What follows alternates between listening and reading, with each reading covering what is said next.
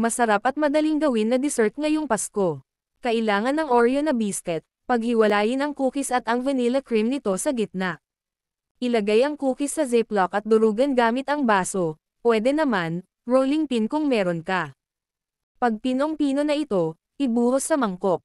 Maglagay ng 2 kutsarang gatas, para magdikit-dikit ito, at dagdagan kung kinakailangan, sa vanilla cream, maglagay ng 1 kutsaritang gatas.